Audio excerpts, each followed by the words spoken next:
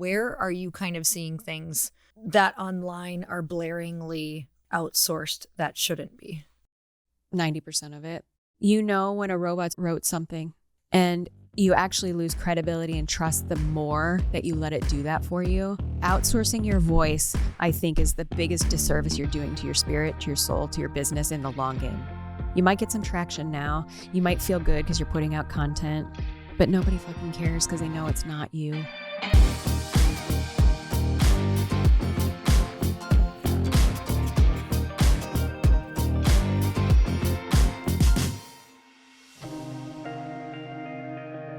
Tracy, welcome to the podcast. Honored to be on again. I know. It's been I think probably 2018, so 8 years. Oh my God. Yeah. We should have really done some check-ins. It's all good. And do some yearly check-ins. Yeah. People need to hear from Tracy. Thank you. Truly. So something about you that's so fun to watch now that I'm in the elite mastermind. Mm-hmm. And you've been in my life for years. Yeah. We share common roots. Yes. From where we're from. Yeah. Which I think is such a bonding thing. There's nothing like a Midwest girl. There's nothing like a Midwest girl. Mm-mm. What do you think are some of the traits about when you meet other Midwest people that immediately you're like, okay, here's where I can connect? Honestly, they just feel like home. Mm-hmm. And not the dysfunctional home that I grew up in, but there's just this groundedness mm-hmm. and just grittiness to a Midwest girl, mm-hmm. especially ones that left it. You know what I mean? 'Cause totally. We're Midwest girls that certainly don't look like Midwest girls. No, but we can if someone needed some help pushing a car, you and I would be the Without first to question. hop out, and it would be fun. Without We'd make it a question. competition, and we'd be like, let's push this bitch as far as we can to this gas station. I'd station. get under and change, pull the spare tire out from under. It just feels like home. We literally parts. would. Yeah. It's the best. And we've gotten to go to Packer games together and spend some time with our different families. And I literally just have loved that. It's such a common ground for all that we get to do in the world. And I also think it's probably served you really well in who you get to work with too, because you work with some really big, incredible people. Yeah. And that probably helps really ground them right in. You know what? I think the Midwest thing that was not healthy, but also we could go off on this too. Yeah, part of why I hold my work so sacred. It's what happens in our house stays in our house, which super dysfunctional as a kid. Yeah. But I carry that in the most beautiful, profound, discreet way with my work that I do, with high level founders and CEOs telling me their deepest, darkest fears and secrets, that discretion, what happens in the house of Tracy stays in the house of Tracy. And I'm that safe place to fall, and I take that very, very seriously. And that did come from my dysfunctional roots, You're like, no, really, I'm a Volt. But I'm a firm believer, I don't believe everything happens for a reason. Because some heinous shit happens, but I'm a firm believer that everything that does happen can be used for something beautiful. I kind of recently switched that train of thought because for a while that helped empower me. I was like, no, it all happened so I could be here. And then I'm like, no, really crappy stuff happens to really good people. Free will takes over some of the shit that wasn't supposed to happen. Totally. But we can use it for something good eventually. Yeah. So I've gotten to just be in your life for years and watch you on stages, watch you in rooms, have a lot of friends who are really close with you, be in masterminds, and watch what happens when you're in the room, which is just the most fun thing for me every year is to, okay, so let me set this up. So Tracy's been in our elite mastermind for years, the beginning, since the very, very beginning, 8 years. The OG. Yeah. And every year, everybody ends up saying in the middle or end of year, or actually even after the very first session that we meet, when we go around and kind of talk about, who helped who and who they're grateful for, your name comes up over and over and over and over again. And I'm saying this because these are 7 and 8 figure earners who are a lot of people from the outside get intimidated to even go in that group because they're like, oh my gosh, these people are so this and they're that. And it makes me nervous and it's going to feel stretchy and all the things. And when they get in a room with you, it truly is not only about the business, but we also find having you in the room is one of the most powerful things for us, which is the coolest part about a mastermind is attracting people like you too, who then take care of parts of the people in there that we didn't even know needed to be taken care of, things that I couldn't see, things that aren't necessarily in my wheelhouse. Right. And now through all of that too, you also do things like this, obviously outside of the mastermind. Right. You have kind of taken so many different skill sets that you have between, you've been known for the Enneagram. Mm-hmm. People love coming to you for that. We've loved coming to you for that and having the different members learn it. But now you're using it for something also very exciting. Can you just share a little bit about what you're doing right now? Yeah, I focus on, first it's the you team, right? Like, it all starts with you. And then we have, the home team, families, which this is kind of where tools like this really started to integrate in the last 15 years. I tried it with me first, the you team, then the home team, and then it branched out into the pro teams, right? Like when you have so many moving parts, whether it's in a family or in a professional team, you have to know how to interact with each other. And, as a little girl back in the Midwest, you'll love this story. Like I used to lay on the floor, half my life is pre-internet and half my life is post-internet. Like, so I'm old school in a lot of ways. And I used to lay on the floor and read the atlas. Just read it for fun. Okay. And my dad used to be like, what the hell are you doing reading the atlas? Like, why are you reading Iowa? And I was just my brain has always, been fascinated to understand, like, how do we get from here to there? I could read people before I could read words, but I also was like reading this map, like trying to understand how this is all connected.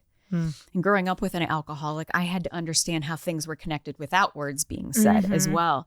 And so when the Enneagram came barreling into my life and I absolutely wanted nothing to do with it, was kicking and screaming with it. It was almost like when this got dropped in, it was like, God, universe, source, whatever that means to you, was like, I have been waiting for your ass to be responsible enough and humbled enough to use something like this to carry this message of who we are as humans in a way that is a shared language that we could all understand. And I'm intuitive by nature. I've had that gifting since I was 9. Like very clear gifting. How'd you know that? It was very loud. But I had no, emotional capacity or anybody that went before me talking about this in my family. Cause what happened in the houses stayed in the houses.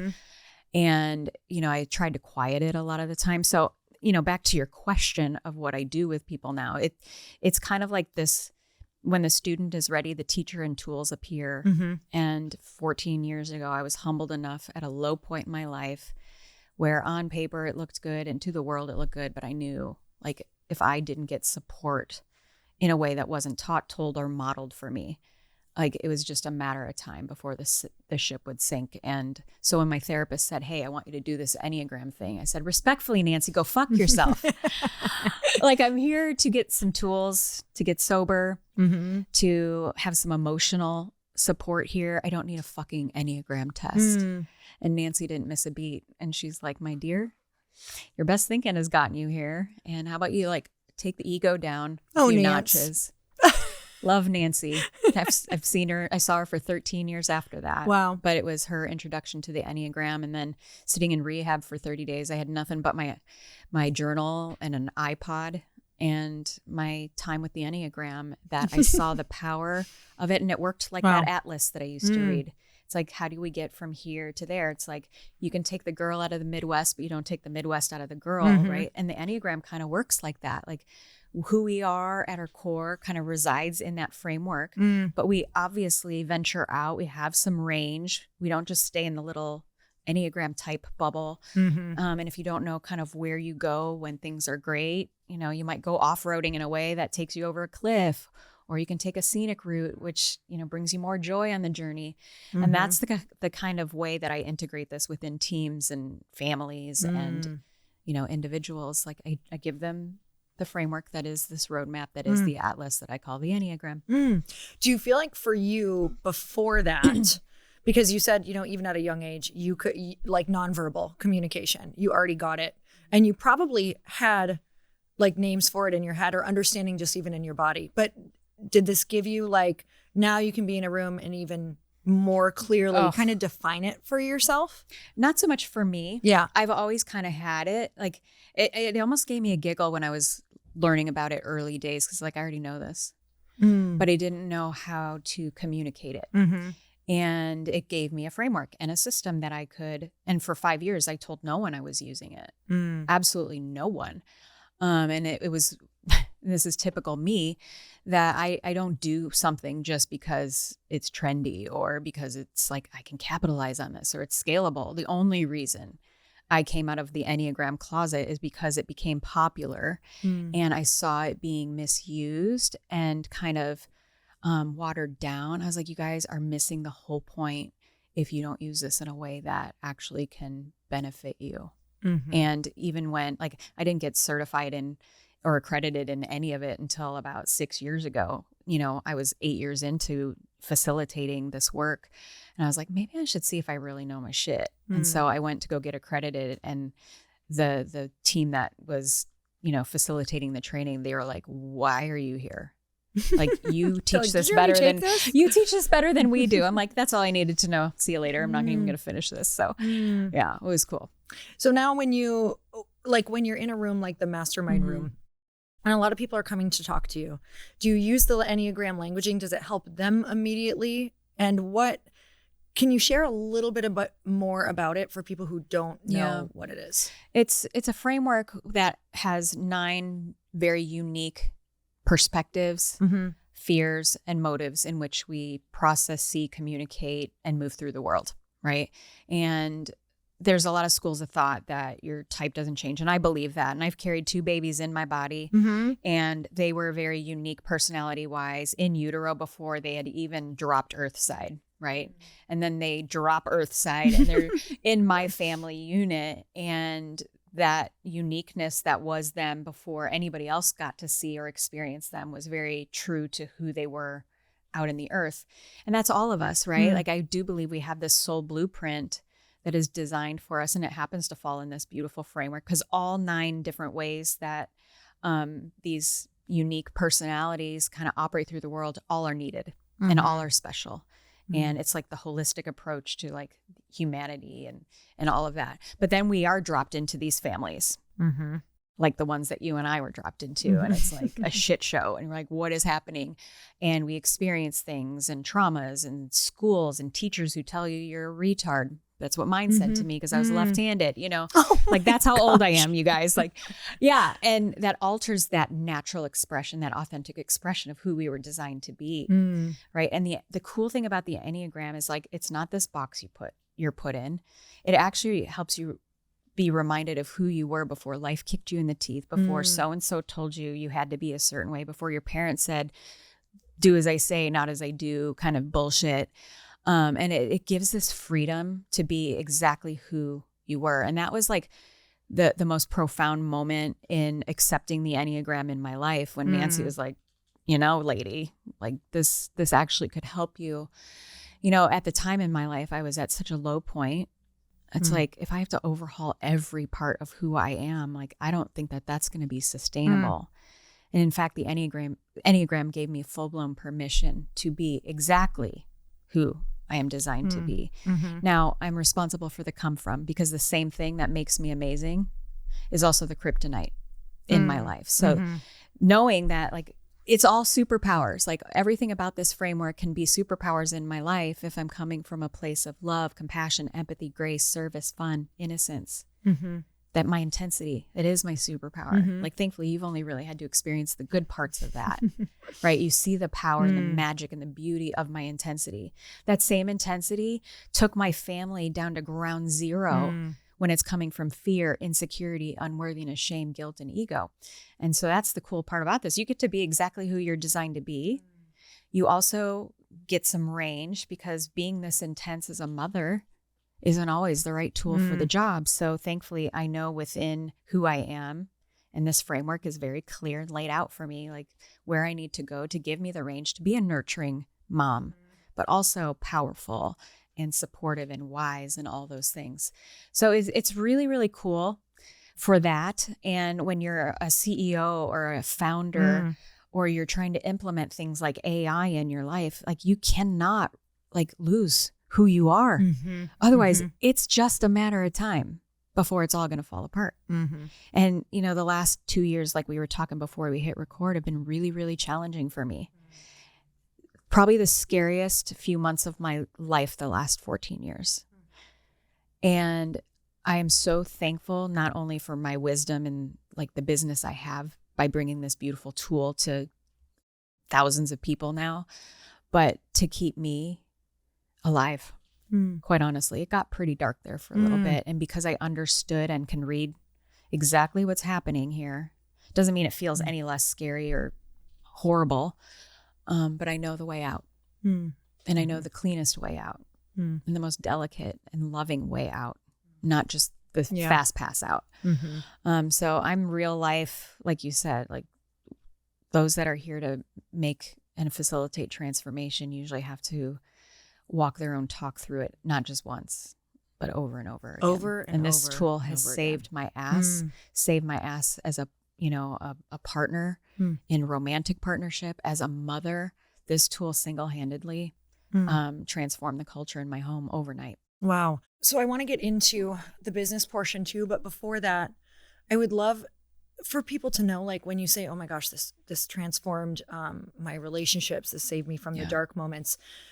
Can you like bring me to one of those moments with how did it save you and how did you tangibly use it for people who are like, how could I have a tool like this? Because we're going to talk about how this integrates into business, how this integrates into AI, and what you're literally helping huge businesses with now. But in that moment, can you explain that at all? Well, something you said earlier, when you touched on me knowing early on in my life and understanding a lot of this early on, there is a gift in that. And there's also a crutch and a problem with that. Like for my whole life, like as a 9-year-old girl, I cognitively understood all of this, all of it. Like it made sense why things were the way they were. Again, if you've seen the movie The Hangover, there's that scene where he walks into the casino and there's all these equations going on above his head. That's kind of how I operate. I can be very cognitive.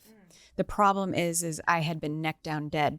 And the way this works, and I have a few friends that get very heady about this. Like, I'm moving into this. I'm like, yes, and you have to feel this. Like this really only accelerates the transformation and all the things you want in your life if you can take the understanding and integrate it with emotional processing.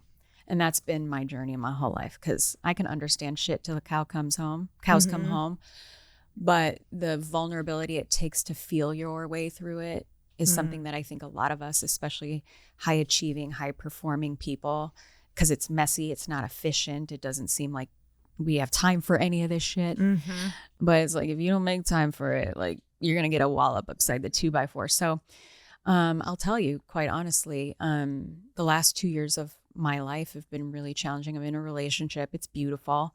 We have solid communication. Thank God for this tool and me understanding him. Otherwise, I would have like walled up and like iced him out many, many years ago. But he's got a really... We can share that. Yeah. Like seriously, he's got a really tough co-parenting situation. Like horrific. Oh. Horrific. And allegations and like parental alienation and like awful to stand witness to and also not have any say in it. And because I'm really great at holding that emotional, place for not just thousands of people, but the love of my life and his children. It was chipping away. Like, I mean, I'm strong as fuck. And also I'm still human. And, there were times it's like my stuff got pushed down. Not that anybody was asking me to, but I woke up at the beginning of this year and I'm like, I am done. I am done. I am tapped out. I don't even know how to access any of my creativity. Honestly, I don't even know if my kids were here, why I would even still be here. And I was walking around feeling like a dry drunk, and I have almost 14 years of sobriety under my belt. And that moment scared the fuck out of me. Okay, summer's basically here, and normally this is the time everybody is daydreaming about where you're taking the family, stressing whether you can actually afford it. But this year is going to be different for you because you're finally going to get real about tracking your money, every account, every business, all of it. So instead of just hoping it works out, honestly, you guys, that peace of mind is the best part of your summer and my summer so far. Monarch is the personal finance app that tracks everything: accounts, investments, savings goals, and spending. And right now, you can get your first year of Monarch Core for half off, just $50 with promo code EYH. Here's the thing that actually got me. Monarch will show you your monthly savings rate because your lifestyle spending can quietly creep up without you even noticing. That's the kind of thing you don't catch until it's already a pattern. And having it laid out for you changes everything. Now I use the AI assistant like a financial advisor in my pocket. I'll literally ask, can I afford this trip without touching savings? And it tells me. The Sankey diagram shows me exactly where every dollar goes. And the weekly AI recap flags spending spikes before they become a real problem. Use code EYH at monarch.com to get your first year of Monarch Core half off at just $50. That's 50% off your first year at monarch.com with code EYH. If you've been sitting on a business idea forever, I see you because I was you, and Shopify makes it stupid simple to just start. Everything you need to sell something is already set up for you from day one. You don't have to wait until it feels ready. You literally just start. The second your first customer is ready to pay, Shopify checkout makes sure they finish. And when they come back, their info's already saved, one tap, and it's done. Half of you have almost launched something before. Getting paid was never the part you were missing. Because Shopify handles the setup and the checkout, you get your time back for the part that actually grows the business. That's the whole point of this show. Build it around your life, not the other way around. Honestly, I don't just read ads for this. I run Glossy on Shopify. It's my CRM. It's where I manage every customer. And it's the same system, whether you're Gymshark or you started this week. See what it can do at shopify.com/happy. With Shopify, nothing stands between your idea and a real business. So go make it one. Start your free trial at shopify.com/happy. Start your free trial at shopify.com/happy. And also, I know where I am in this whole framework and how to get out of it gently, not try to rush it, not try to analyze my way. Well, the Enneagram 8 does this when they're under stress. It's like, no. Like, let's pause in this and feel the way through it. Like, yes, I can understand what's happening. Mm-hmm. But we bypass sometimes if we just understand. Yeah. But the Enneagram really helped me slow down, not just to like understand what's happening, but to feel my way back to health and to growth and to thriving all over again, and to do the thing that I'm scared of most, which is to be vulnerable, even to the people that I trust with my life, and I did. And immediately the weight was lifted.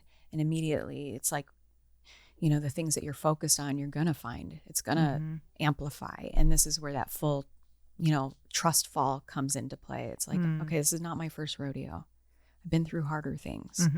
But, even though he's been going through that hard thing, I didn't anticipate me going down with that ship as well, trying to pump everybody else up. And it was scary. And then take into account the economy and the world and all the things at the same fucking time. Is that all? And both my kids moving out of my house and the empty nester and turning 50. It was all these things all at once. So I was like, okay, let's pause a moment and regroup. So the reason that that's so powerful, like learning that story too, and for what you do, is because you are a business owner. We are all business owners. And I think people listening to this podcast can look at other people and think like they must have something that I don't have, or how are they doing this? Or, how are they getting what they're getting or have the life that they have? And at the end of the day, everyone that I've met who's managed to somehow continue reinventing themselves or continue to be successful or not collapse at business failures, getting sued, all the things that happen in business that are 100% normal. It's because they've figured out what you're figuring out right now. Yeah. Because if you play a big game, you're going to have big problems a lot. Like a lot. Like it's actually going to be your norm. And, we're in rooms all the time with entrepreneurs, you and I, and you see a lot in the beginning of people who are like, I might be doing it wrong if this stuff is happening. And it's like, no, you're doing it right if this stuff is happening. So now how do we build up the person, the founder? Because the business all it's not going to do well if that person is not doing well. And so much of what you do now is support. Well, you support that person, you support the teams, and you go and you support the family unit around the people. And so that's really interesting, like that line of work. Like it's not something that people commonly go, I need a Tracy. Like they don't really even have words for what it is that you do. And right now, so much with AI is going on, and there's a lot of fear, Tracy. Like it's so positive what's happening with AI. So positive. But it's also like there's a lot of fear of, well, is my job okay? Should I fear this? Should I run from it? Should I try to, just so many questions on what they should be focused on. For you, is there a way for you to explain to people when you come into a business and how it has the ability to transform? And then I also want to start the AI conversation on that as well. Yeah. Especially as teams are reducing. Yep. Because we can outsource certain things and remote work is happening. I mean, I'm just off the heels of a trip to Ireland for a tech company that is 100% not only remote, but they operate async, which means no live interactions, everything, because they're on all the different time zones. Wow. That it's all done through Slack and videos, not even live Zooms. Oh, wow. Because of time zones. Yep. Yeah. Like it's impossible. And I was like, oh my gosh. So you can imagine communication is of the utmost importance. And think about us just texting people, like so much gets misconstrued in that. So learning how to effectively communicate, especially to your power team. I mean, if you're going to go with a strong, lean team, you better know how to be optimizing the way that you communicate with each other. Because one thing goes wrong, like the whole system can fall apart. And at a time when it's hard to find really good quality people, you want to make sure you're doing that, and that that when things are going sideways, how each person might respond to it is going to look different, and none of them are wrong. But how do you help pull them up when it is hard for this one, or vice versa? It's really cool. Like even in that company that I was with in Ireland, I mean, I would say 80% of them were engineers, very heady people. I dated one. Yeah, exactly. Chris's dad was one. Yep. And they're very analytical, and it's the same thing every time when I walk into rooms with engineers, and I'm obsessed with it because I know what's going to happen if they're open. At first, I could see like this is stupid. Same way I did 15 years ago with Nancy. Totally. I was like, whatever, Nancy. They're like, whatever, Tracy.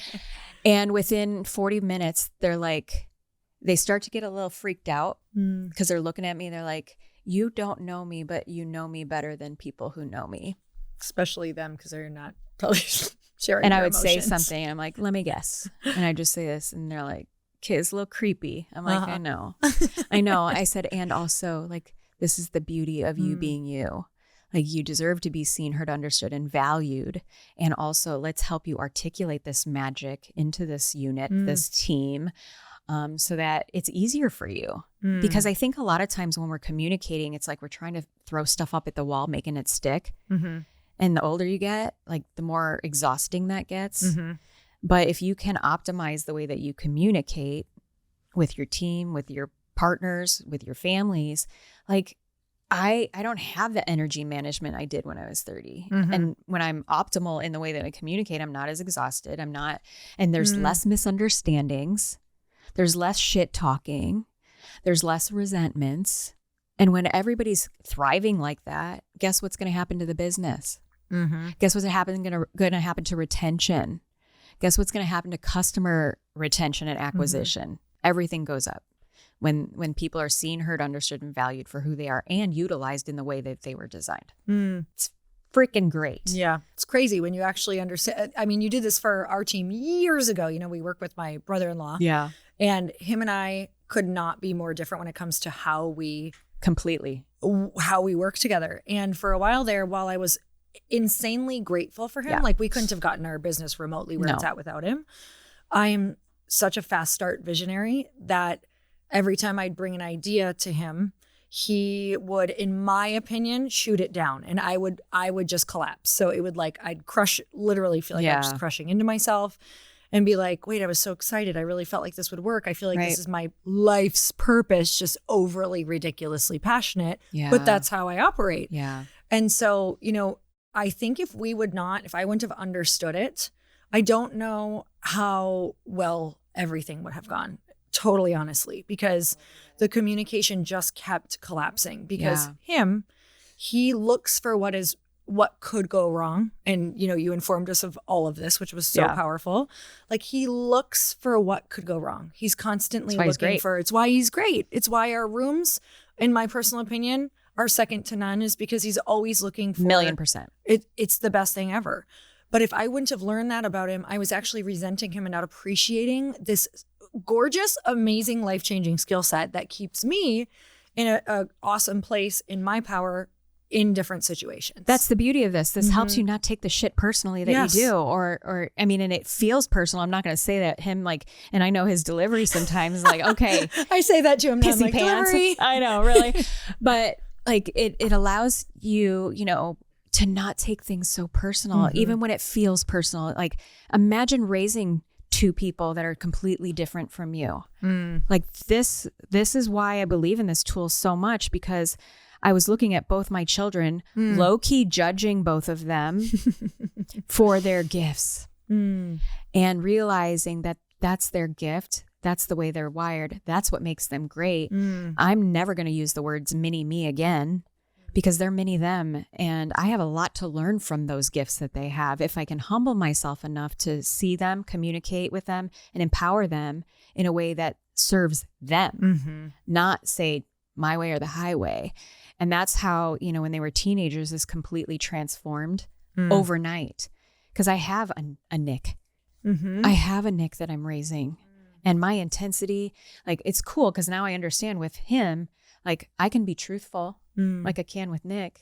It's great. Like, I can be truthful, but my timing and my tone is everything. And it brings really both of them to their knees. When I do it to Nick, he's like, God, I'm trying to avoid you. I'm like, I see you.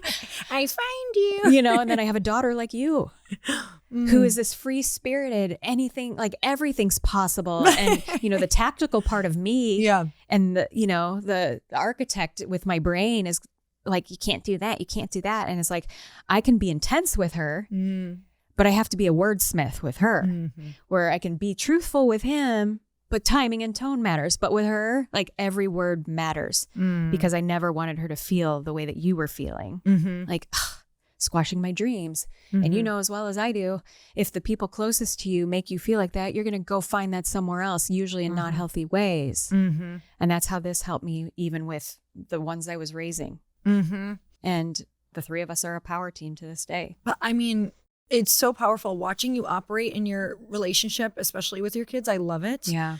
Because, we both come from families that there wasn't this communication at all. And I do believe what's really cool about what you do is that if one person in the family can transform, it does transform the relationships. Not perfect, but at least you have a little bit of power over it when you can understand what's going on. Even when it hurts, like I said, I'm estranged from a lot of my family. And although like my kids are evidence that is the right decision, I broke every fucking pattern. Everything, yep. And coming off the heels of Ireland, visiting my roots where like my name is so profound there, but it's like, O'Malley. Yeah, it's still really painful. And both can be true at the same time. I'm not resentful, I'm not angry. And also it's like, I've tried. And sometimes it's going to work. Like it isn't a full proof that this makes everything perfect, but it makes my response and my healing through it way easier because of it. So tell me about, I just love talking about like how you're in the mastermind. So you see so many businesses. So many over the last 8 years. So when people come in, I can only imagine your day one is our day ones are probably very similar, what I'm thinking, but also you go deep into like, oh God, here's what I'm seeing. This is happening because you're like this won't work because of this. Tell me when you go into a business, how you start assessing and even getting people open to this idea of a little bit of Enneagram is a bit of like accountability because with it, it's like you have the thing that makes you great is also the thing that can make you very weak. And for me, looking at mine, I was like, oh yeah, that's for sure what I keep this pattern that I keep repeating over and over and over. And how do you start talking to a team? Like, how do you start talking to people? How do I about get it the when you go buy-in? Yeah. Yeah. Usually it's here's somebody talking. Okay. And this is the beauty of doing what I've been doing for as long as I do. Because like you said, like it's hard to put to words what I do. Right. But, I've been around for a long time and people will hear somebody talk. There's communication, their culture, turnover, blah, blah, blah. And it's like the same thing. Like you just need Tracy. Right. And so how I get the buy-in, it's like, listen, like communication and culture are probably the number one things that will take down a business. Like a breakdown in communication, shitty leadership, or non-effective leadership, I should say. You can think you're leading great, but like all the signs are there, and it always starts at the top.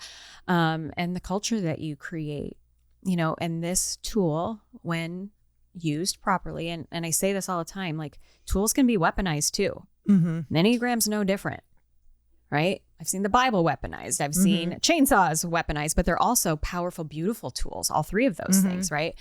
And so, and I know that's why it wasn't introduced to me till I was responsible enough, because I would have absolutely used this to weaponize. But how teams really see that, like usually they've heard from somebody that is like, okay, she's legit.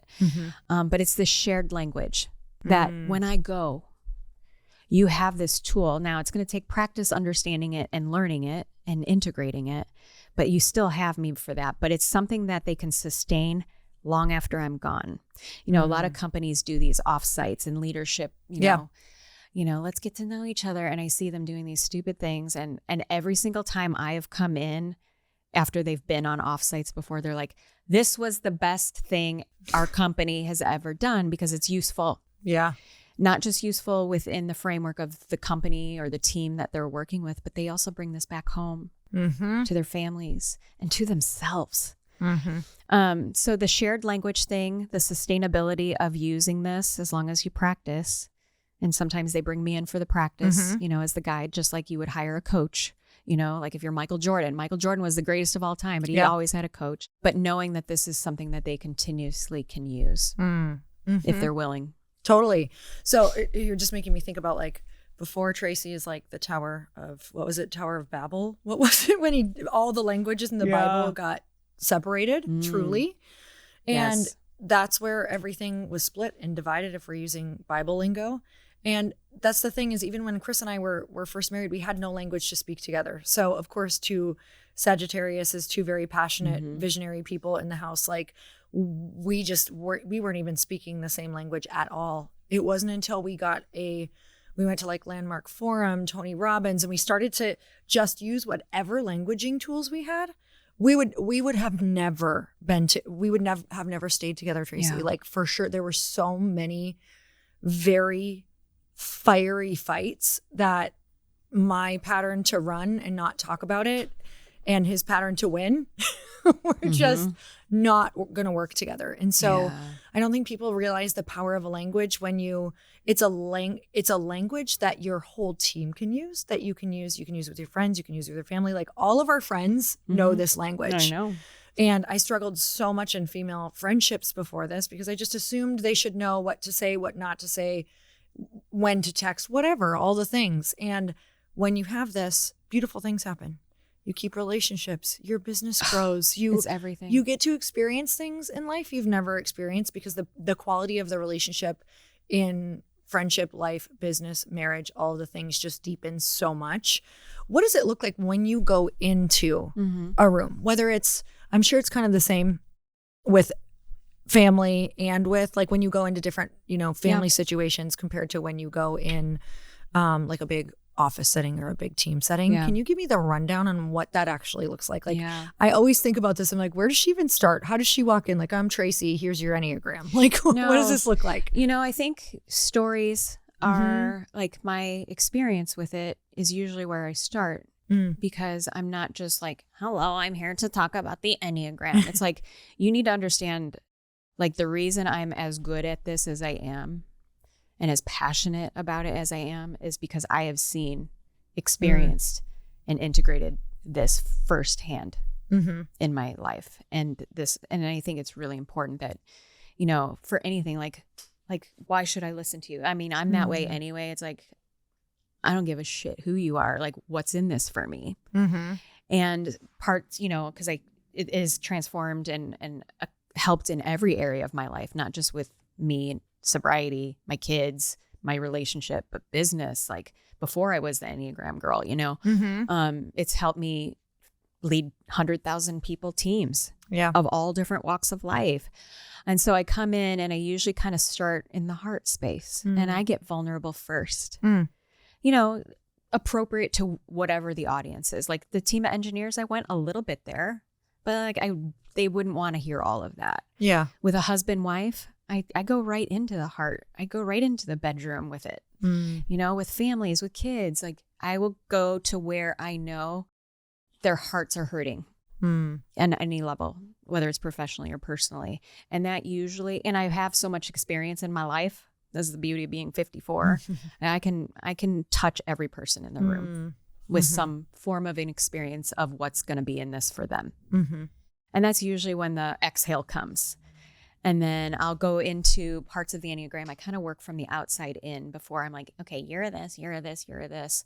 I kind of start with the centers of intelligence because we use all three of them. Like regardless of what your type is, we do move around the intelligence centers. What are those ones?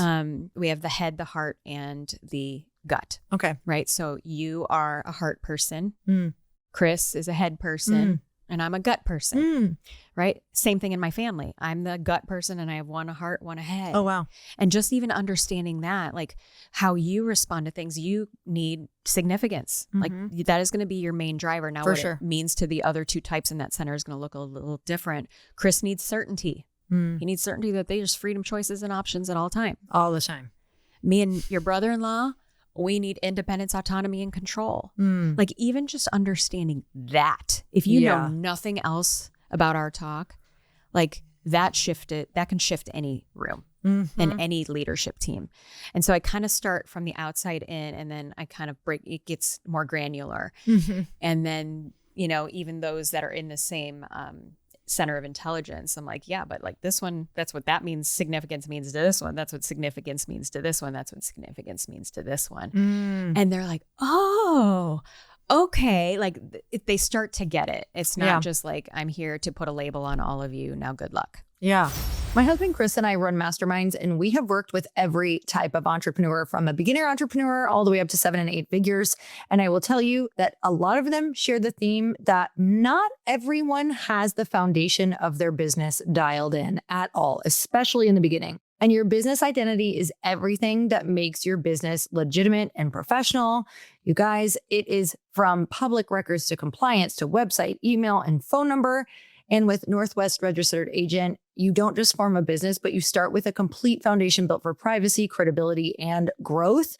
Northwest Registered Agent has been helping small business owners and entrepreneurs launch and grow business for nearly 30 years. They are the largest registered agent and LLC service in the U.S. with over 1,500 corporate guides, real people who know your local laws and can help you in your business every step of the way. This is stuff that a lot of people get freaked out by. And I'm telling you, it's all in one spot and they make it so easy. So when you form your business with Northwest, you get a complete business identity, not a stack of vendors to deal with.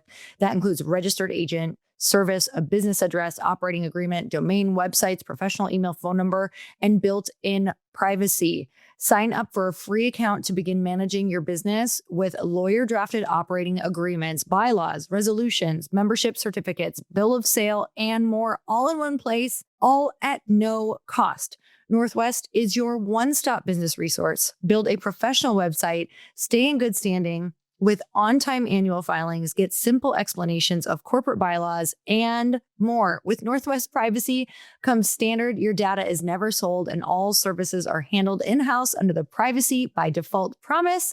Want more later? Get a free account, and Northwest grows with you. Form your business, then get more domains, email addresses, phone numbers, and services anytime you're ready. Don't pay hundreds or thousands of dollars for what you can get from Northwest for free. Visit northwestregisteredagent.com/earn free and start using free resources to build something amazing. Get more with Northwest Registered Agent at northwestregisteredagent.com/earn free. Okay, I want you to think about what creatine you're taking right now And I know for me, I did not know what I was taking. I just grabbed whatever had the best reviews and I trusted the label. Then I found Momentous and it changed how I think about supplements completely. I've been taking their creatine as a part of my daily routine for a while now. And when they launched their signature spec, their most advanced creatine yet, I paid attention because this brand does not cut corners and everybody seems to know that. Here's why it's different. It's manufactured in an actual pharmaceutical facility using reverse osmosis water purification. And it goes through a 6-stage testing process verified by 4 independent agencies. That means 10 times fewer impurities, 2 to 5 times tighter heavy metal limits, and it's screened for PFAS and microplastics. They even fixed the texture, which is huge for me. It's an ultra-fine powder, no grit, no clumping. It just mixes clean. And honestly, that alone sold me because I've had really gritty creatine before and I just stopped taking it consistently because I did not like it. That's the Momentous standard, the relentless pursuit of better, and creatine itself is one of the most researched supplements out there.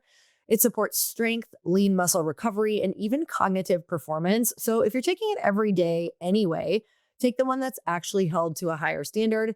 If you want to try Momentous Signature Spec Creatine, head to livemomentous.com and use code EARN for up to 35% off your entire first order. That's livemomentous.com, promo code EARN for up to 35% off. livemomentous.com, promo code EARN. Can that significance meaning change throughout your life too for you, or does it stay the same? Yeah, like what independence, autonomy, and control meant to me, like for an 8 specifically, it means strength and power.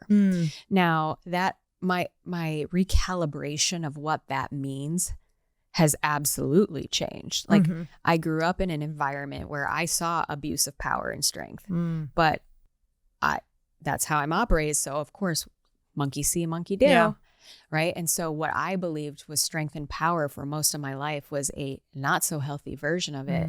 I still am motivated by strength and power, but what that means to me today is vulnerability, transparency, community, where I'm typically like a lone wolf, you know, but I've learned that I'm more strong and more powerful when I am doing the vulnerable thing, when I am leaning in instead of leaning out or isolating myself. So like the expression and our understanding and recalibration of what that means to us absolutely changed. But like, it's kind of like, this is a road back to you, baby. Like, it's a road back to who we are. I've really watched your female friendship shift so much, which has been so beautiful in the room. Unreal. I mean, because I was going through kind of the same transformation. I always am. There's always a part of me that when something goes wrong in a female friendship, I want to push them away and be like, fuck you. Literally, see, this is exactly why I don't do this. And so just watching you in the rooms with how like letting women in your life but watching how beautiful it's been. But I can see the squirm because I have the squirm in me. Yeah. I don't know how, it is like if I, like the moment that happened for me, I was 50. 50. 50 years old. Before that happened, that's Sally O'Malley, you guys. Saturday Night Live, so good. Anyway, I was 50 years old before my first intimate female friendship happened. That first one was a little dysfunctional, but like she gave me the tracks to run on, to see like when that thing, you know, blew up at that moment. I know you'll get this. My first prayer was, please God, don't shut my heart down, because even though this one was not for me, and this is terrible, and this is revealing more work that I have to do, please don't armor up my heart. 1,000,000%. And instead of leaning out, I picked up the 2 friends that maybe weren't getting as much attention, but they were the real deal, and they're my 2 closest friends today. In that moment that I very easily could have armored up and see, this is why I don't trust bitches. See, you know, and I didn't. And the last 4 years of my life, everything great about my life is because of the women in my life and the one that I'm raising. And honestly, I watched her in female friendships, and that happened because of her relationship with me. I didn't have this with my mom. I had nothing with my mom. She's a good person, just zero capacity. I couldn't trust women. And this tool has allowed me to trust women too. Even when I get, you know, what'd you call it? What'd you call it? It was good. I know. It was good. We were like cringy. The squirmies. The squirmies, yes. Like even when I get the squirmies, the Enneagram brings me and anchors me back in. It's like, no, we're not doing that. Like we know that road. We know that you do that. We know that you do that. That's in your your chart. What do you call it when it's on your sign or chart, or when you're like my framework? That's in your Enneagram. I don't even know. I'm like, bitch, you know what you're doing. Like it's all good. Like be gentle with yourself and like don't run.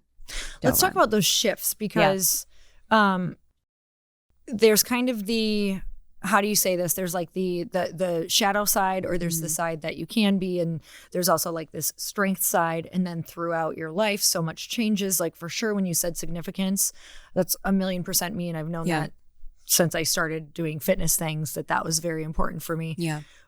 But the word has changed so much. And actually in like the past 2 to 3 years, it shifted so much to the point where I'm like, oh gosh, I'm a little freaked out because I don't feel it at all in the way that I felt it. And tell me about it. I'm getting it's uncomfortable. I'm having trouble finding the same motivation because things are so different that I'm like, oh God, what do I do? So I'm working really hard on, because the same significance doesn't motivate me to run through a wall anymore because I just don't feel like I need it anymore. I'm pretty like, I have to figure out what that word means to me now. So sounds like you're kind of in this position. I've been in it. Tell me a little bit about that experience, because I think a lot of women, if they're around my age, are probably experiencing this. It's like, I don't know how to necessarily operate if I'm not like this phoenix rising from the fucking ashes all the time. I mean, that's like the anthem cry for an Enneagram 8. It's like, I can be strong and powerful. And how do you actually make shit happen when the world's not falling apart, where you don't have to put on your superhero cape? It's like, how am I strong if I'm not doing it that way? And I'm not saying it's messy. Same thing with you. Like, how do you, like, if you're not motivated by things that are measurable, which you have been your whole existence, how do you know you won? I know. I don't. I know. How do I know I'm strong? Right? It's like you do the uncomfortable thing and you know that you're significant. You don't have to earn it. You don't have to win it. You're breathing. You're here. You're beautifully and wonderfully made. But how do I get up and make something happen with that? I know. Practice. I know. It's kind of been like I'm asking myself a little bit different questions. I'm like, okay, where's kind of like the joy when I do the work? Because I do love hard work. I really do. I don't want to just stop working. No. But I don't know what's going to motivate me to want to go, and I'm not even sure where to direct it. Actually, in the last 2 days, I've gotten pretty clear, thank God. But let me tell you, the gap in between, Tracy, I think it's like, how do you help somebody trust that gap? Faith, practice, fall down a few times. And this is the beauty of our age. We've seen when we've trusted and had some faith. And, you know, I say to people all the time, like, I bring you to the fork in the road and, you know, you have a choice when you hit that fork in the road. You go down the path that you know, but you know, it's not for you, or you go down the one that you can't see. You can't see who's down there. You can't even see 2 feet in front of you. And most of us will go there and then get freaked the fuck out and then run back towards the other road that we know, even though we know it's not for us, or it's like, we know how this ends and it's not ideal, but at least we can expect it. Exactly. Right.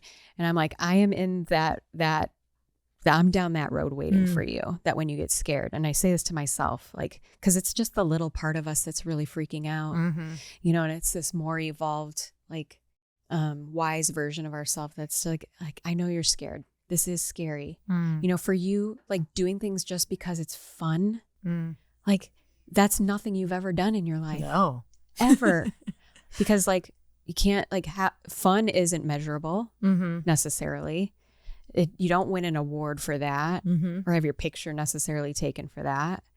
You know, how do I ensure people will like me, which is survival? Yes. Yeah, it is. Strength is survival for me. Me being vulnerable, I'd rather die. Feels like you're dying. It does. Yeah.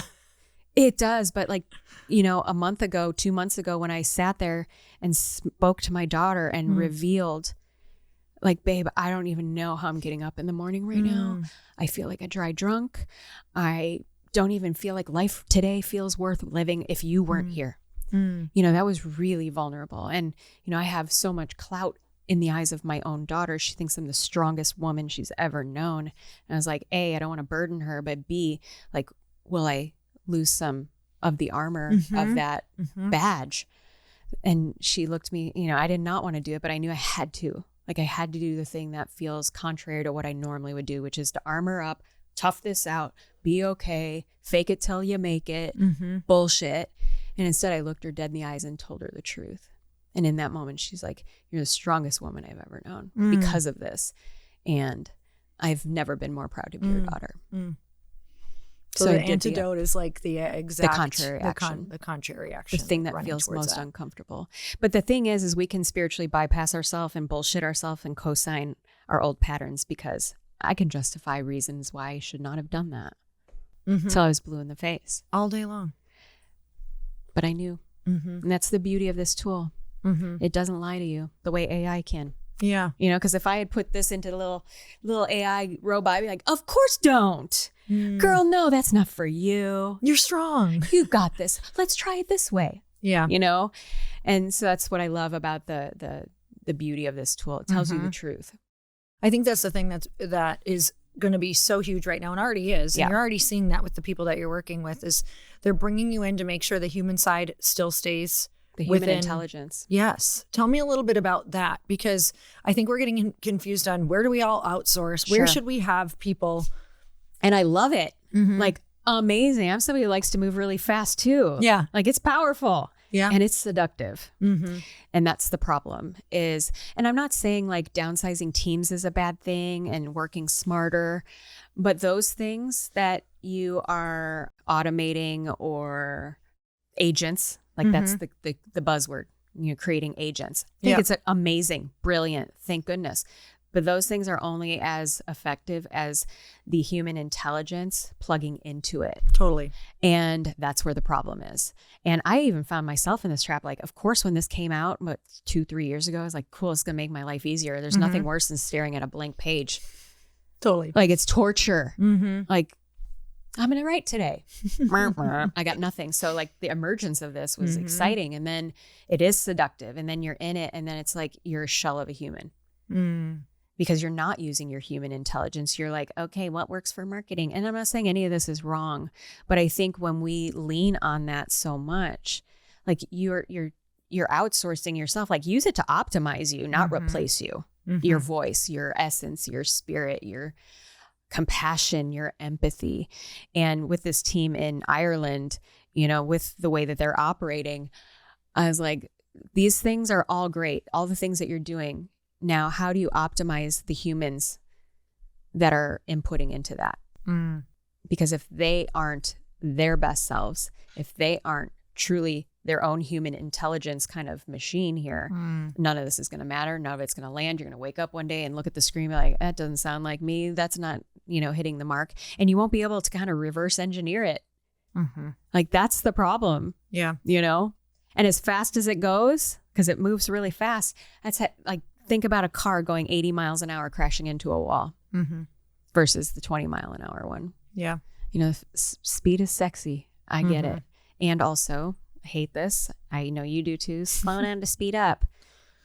No, it's very true. It's unfortunately very important. As a fast start, I know it's true. You're going to have to go back anyway. So exactly. And it's a lot harder to kind of reverse engineer what went sideways if it's fully reliant on just all of these beautiful things that it can do, but without the human intelligence plugging into it and optimizing it to work for you, it's just going to be a big hot mess later. Where are you seeing, especially amongst, you know, our peers, and you guys, a lot of our peers are like people in the entrepreneurial space and the creator space. They are either solopreneurs or they have a brick and mortar or they're online. Where are you kind of seeing things that online are blaringly like outsourced that shouldn't be? 90% of it. I think, you know, it reminds me, and you know, I came up in that same era of social media. Like, you know, we were in that rise of the early 2010s. Yep. Right? That's kind of when, and what worked then? You want to know what worked great then? Authenticity. 100%. I mean, that's why it worked for me. I was like, no script, no, wrong hooks. spellings, bad paragraphs, ... instead of it was just authentic, true, and it worked. And then people are like, oh, how can I monetize that? How can I capitalize that? And I'm not saying that that's wrong, but even myself, in the way that I would show up on it, I was like, this sucks. Like, I don't want to think of a hook to get your 2.7 seconds of attention. Fuck that. I was just like, I'm going to tell you a story. Yes. And like that's why I love Substack. Like, I'm loving the emergence of Substack because it's made for somebody. Same. For I've all written of us. Twice, but I love it. Yes. You know what I mean? But it's like the old school way. And I think old school and new school can find, a beautiful playground together. And for a little bit, social media did do that until it's like, let's capitalize on this. And then it got ruined. And I'm seeing kind of the same thing with AI a little bit. It's like, I don't even enjoy watching puppy videos anymore because I'm like, is that dog even fucking real? Or babies. And they're so funny. I'm like, this isn't real. And people, like, when a robot's wrote something and you actually lose credibility and trust the more that you let it do that for you. Because if I see you using it all the time, how do I really know that you know what, that you can help me? And I won't do it. I'll use it for ideas. I'll use it for like brainstorming, or even with a podcast. Yeah. Like, this is where I want to go. Give me like some bullet points so I stay on track. Because obviously, as you know here, I can go off on a tangent. I'm same. Right? So it's really good for something like that. My partner, my guy, he's like hardcore ADHD, all the things. AI has been a miracle for him because of his imagination brain. He's an Enneagram 4. So like his brain and his imagination runs rampant, and he could never land anything. And AI gives him a place to kind of like reverse engineer it and give him some structure that he otherwise didn't have. Like, I think it's beautiful for that. But outsourcing your voice, I think, is the biggest thing, the biggest disservice you're doing to your spirit, to your soul, to your business in the long game. You might get some traction now. You might feel good because you're putting out content, but nobody fucking cares because they know it's not you. And you lose credibility and trust, and that will take down a business quicker than, you not posting every day. Yeah, because when I think about how easy it is for people to literally just read a script, like read an AI script, do an AI quote, or do an AI hook, like, you actually don't feel, if you're not feeling connected to someone, I don't think it's going to grow. And you can literally look at who is like reading the scripts and doing the hooks. And it does feel, I'm like, oh, I don't even know if they know that or if they're just reading that at all, like through all of their entire social media. Do you want to know why TikTok Shop works so well? It is like as real as it gets. Bingo. Because it's regular people doing their funny, cool thing with a product that, yes, they're getting paid to advertise, but it's not fake. It's messy because that's human. Human. Yeah. Yapping is working as well for that same Bingo. reason. Like, it's just messy, and it's like, here's what I'm thinking right now. We're not being like manipulated. Like, we know you didn't write that. And I'm not saying don't use it to like give it some bones. Totally. Because I use it for the bones. I love it for frameworks. I love it. Love like, it keep me for on the track bones. because I'll go crazy. Yes. Yeah. I am terrible. Like, back in the day of early social media, when I would write, people are like, you're such a good writer. I'm like, actually, technically, I'm a terrible writer. Even as a speaker, I always have a hard time tying a bow on it. Like, it's always been my thing, whether it's speaking on a stage, on a podcast, in my writing. Yeah. And this helped me with that. Yeah, that's awesome. So, but I know. That stuff is empowering when that happens. Very empowering. But it won't write anything of mine. It just won't. Because the part of me that makes me so powerful is like, I am truthful, I am authentic, and I am real. And if I give away that, it's over. Yeah, it's an energy that's carried in I think the people who are truly doing really well right now, they're not outsourcing that portion of it. Like, I follow them and listen to them say that over and over. Like, it's because energy transfers. It does. And when you got a robot with the energy, there's no energy. It's why people still love podcasting, and people do love Substack and the messy Substacks. Yes, it's exactly it. Like, have it scan your emails for shit and, have agents that do, thank God, and like, I love that. And in fact, that should give you more permission to use your voice in the things that matter, because that's taking care of some of the, totally. Mundane crap. Exactly. Like, I'll use it there all day. All day. Responses to emails, things that like, unless it's a personal email or something 100%. Like that. But my God, that is like so if great. Anything, it's freed you up to be more you, but now you're terrified to be you. And this is where the human intelligence can be married to the artificial intelligence. But like, it's giving you the permission slip. Now, what are you going to do with it? You're going to hide. You're going to hide behind it. What do you tell people when, like, especially if it's a friend of yours? Because we just Tracy doesn't really filter herself for anything. So it doesn't have to be a friend. What do you tell? I just did. I just did to a friend. What do you tell a friend who is like hiding and is afraid to start, but has something big to do? I did about a week and a half ago. She was, it's brilliant to be using it in your business, but it's more like you get that momentum of how fast you can move with it. Yeah. And all of a sudden you're moving at that high pace. And it's like the engine keeps revving and you don't want to slow down. And I hadn't heard from her. And I'm like, I don't want to hear about your fucking life through your email list. We do voice notes. They're like love languages for us. Like we live 20-minute voice notes, mini podcasts every day with me and my group of friends. Like, I love that. There's like 6. They're the best. 6 every day. Every morning I go on a walk with my dogs. But I said to my friend, I'm like, I don't want your AI generated recap of your fucking life. Like, I don't want to have to hear about it that way. It makes me very sad. And because I love you, I'm saying this to you. And she's like, it was really hard to hear. Like, I appreciate that your email list is encapsulated, but like, I shouldn't hear it from that because I love you and I'm here to support you through what you just shared. Like, that was pretty deep. At least the robot said it was.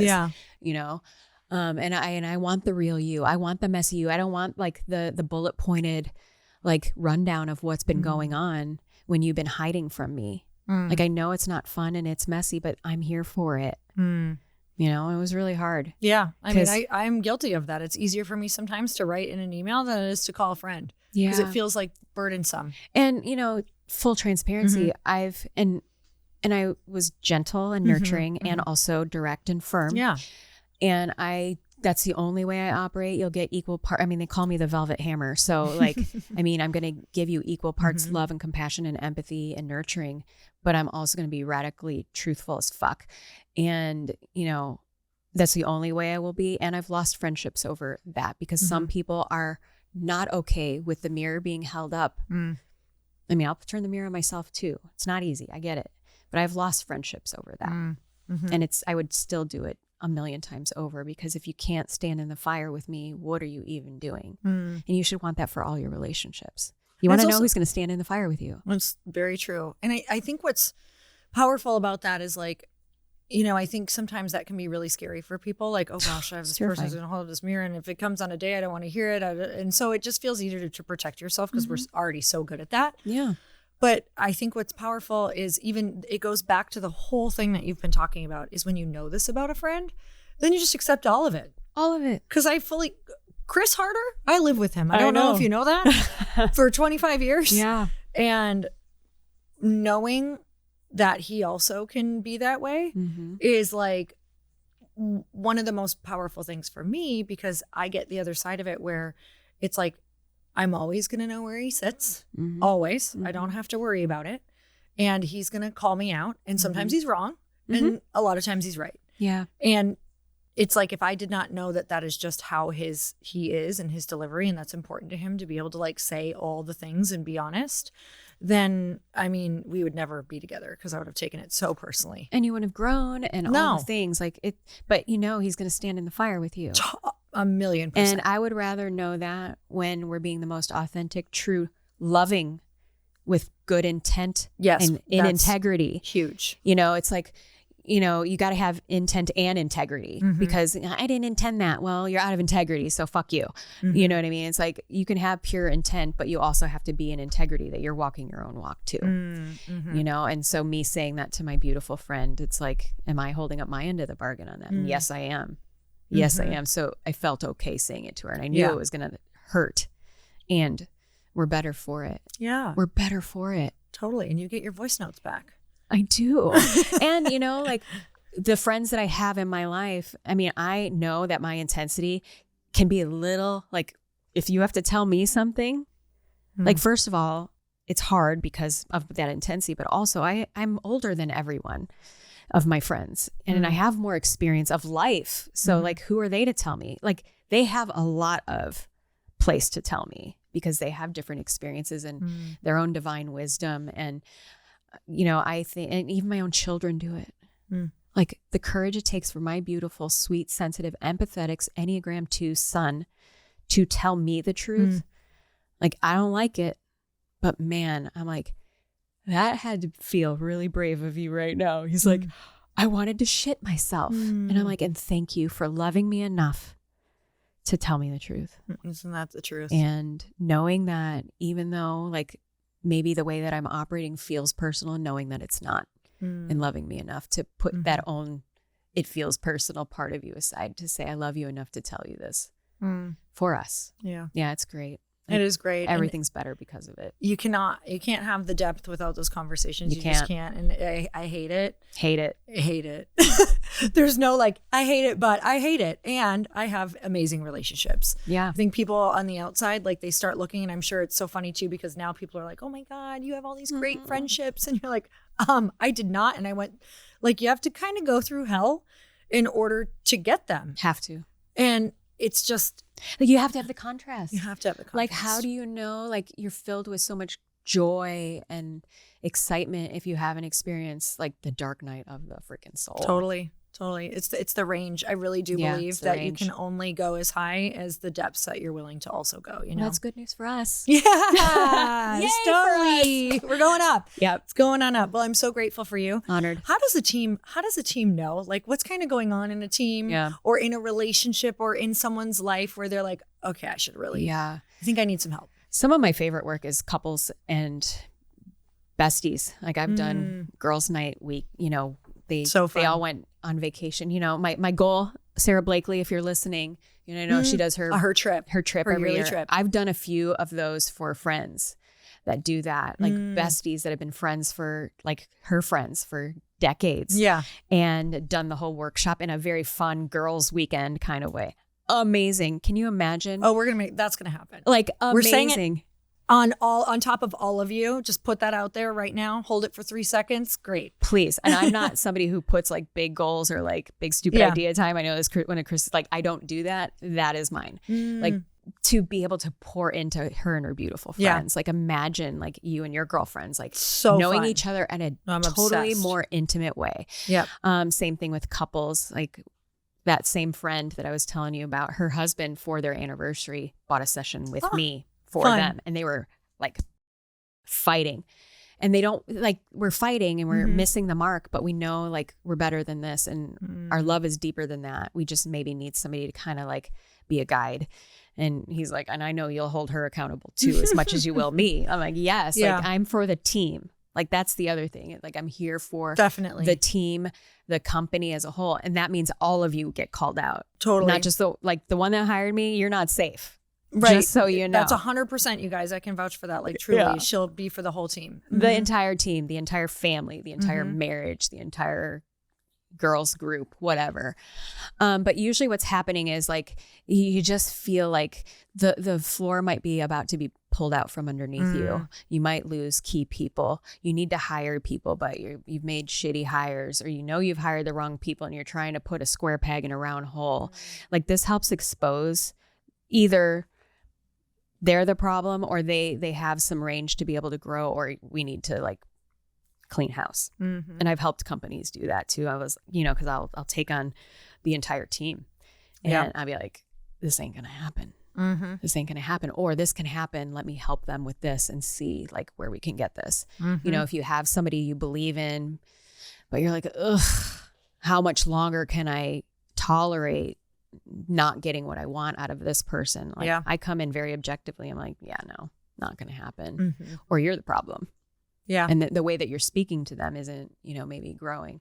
So all sorts of, you know, I handle the messy people shit, Lori, you know, so like anything that feels messy, or the stuff that is like uncomfortable, the hiring, the firing, culture growing, remote work, All the things we really need to call people in for. The things, let me just tell you. The things your robots can't do for you. Exactly. Is my expertise, and I am obsessed with it. I love it, and you're so great at it. Thank you. So where can we work with you? You can go to tracyo'malley.com.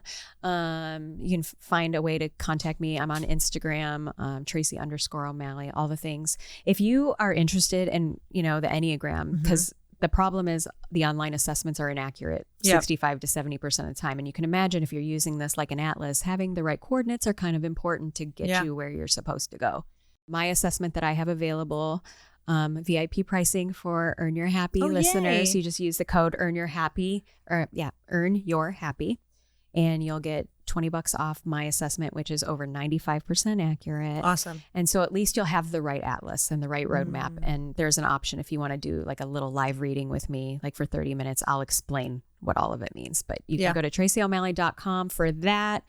For working with me, for a consult to see if maybe, you want to bring somebody like me in to help you with your team or your family, the U team, the home team, or the pro team. I can help you with all of it. Have fun picking because you're going to want her for all of them. Most do. Most do Once have you me do do like, the the fam. And I've got one client right now where I'm all three. Yeah. Well, It's once amazing. you realize the power of it, you're like, well, I have to know what this person is because I have to know how to work with them better. So I need to know how to sleep with him without wanting to throw punch him. Exactly. That too. Yeah, that too. Okay. Well, I'm so grateful for you. Me you too, guys babe. definitely go check it out. Everything is literally in the show notes. So you could just scroll down. We can make it really easy. And until next time, Earn Your Happy.